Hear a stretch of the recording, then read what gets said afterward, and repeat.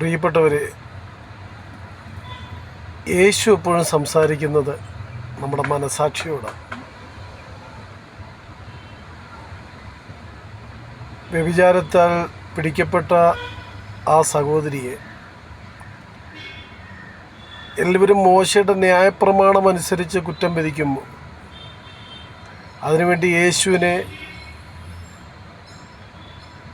വാക്കിൽ കൊടുക്കേണ്ടതിനും നിയമത്തിൽ കൊടുക്കേണ്ടതിനും ദൈവത്തിന് വിരോധമായി സംസാരിച്ചു എന്ന് പറയിക്കേണ്ടതിനും പരീക്ഷിക്കാൻ ഒരുങ്ങുമ്പോൾ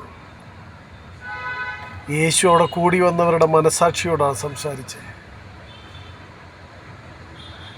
നിങ്ങളിൽ പാപമില്ലാത്തവർ അവളെ ആദ്യം കല്ലെറിയട്ടെ. ആ ഒരൊറ്റ വാക്കുകൊണ്ടാണ് ഇന്നും ലോകത്തിൽ യേശുവിൻ്റെ വാക്കുകൾക്ക് പ്രാധാന്യം കൽപ്പിക്കുന്നത് ലോകം മുഴുവൻ. നിയമം ഒരു വശത്ത് നിൽക്കുമ്പോൾ,